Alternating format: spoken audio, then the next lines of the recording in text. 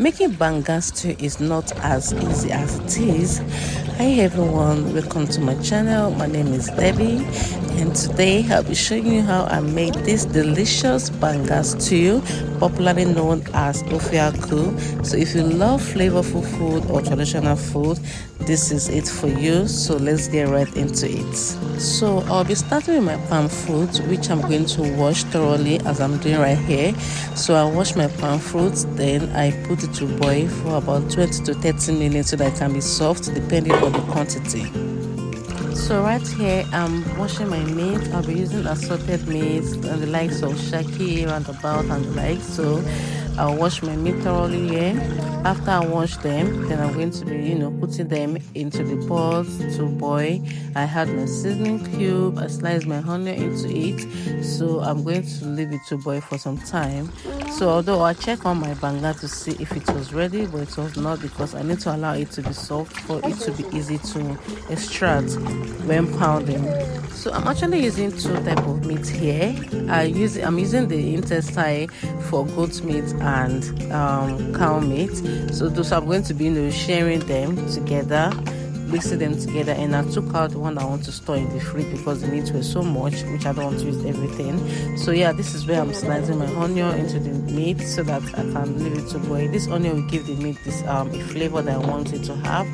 So I didn't really add much to the meat. I only add my seasoning cube, my salt, and I sliced onion into it. So I mix them together, test if the taste is okay, then I cover and allow to boil. So the palm fruit I got was not much, so I had to add the one in tin to it. So I checked if my palm fruit was ready here, but it was not ready, so I covered to boil. Then I went straight to my scent leaf, which gives the stew an aroma and a nice flavor. So I was picking them here and slicing my palm fruit. So I noticed that the tin palm fruit I got was not the same as the natural one. I don't know, but for me, I will actually go for buying the palm fruit, boiling it and pounding myself, because the one they do in tin has a different smell, a different taste, and which I don't really like it.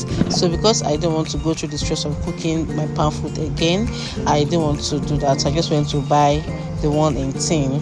I had to manage it for today. So yeah, so over here I'm still slicing my scent leaf because I need to pick them thoroughly and slice them and put it all together. So my palm fruit was ready here, so I was now pouring them into my small mortar so that I can boil it. I mean, it was so hot, and I like the fact that it was really soft because I allowed it to boil for a very long time. So this is me pounding the palm fruit here, and I still added more to it and pound everything all together. So while I was pounding it, I already boiled water that I was going to use in extracting this palm fruit. And I don't know, I'm someone that whenever I'm cooking my palm fruit, after it's soaked, I like to eat it like this. It's really nice and it tastes so good. So I like to eat it. In fact, I can't even count the amount of palm fruit I've ate on this day. It was so nice and so delicious. I love the taste of it. So yeah, so I pour everything again and I pound it. I pound until I was sure that everything was pounded and soft, and it has been removed from the seed.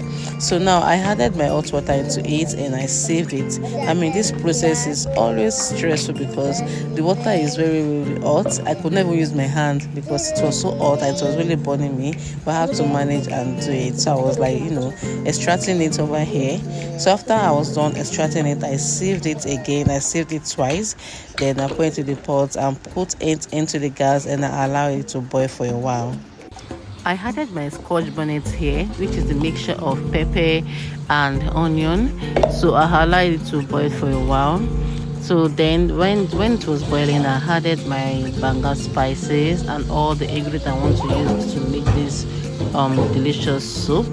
So the soup was not as thick as I wanted, although I don't want it to be too thick. I want it to be slightly light and slightly thick.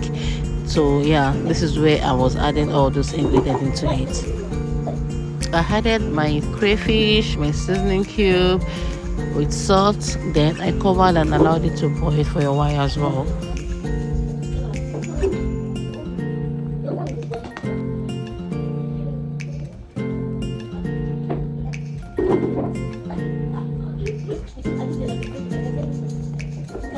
Next, I'm adding my already cooked meat, which is a mixture of my roundabout, meshaki. This is all intestine. I actually wanted to use this particular protein for this soup. And here we have our delicious yummy banga stew, which is ready. I didn't even record the part I had in my scent leaf because I had a low battery. So if you love this recipe, kindly like, comment and subscribe to my channel for more recipe. Thank you for watching.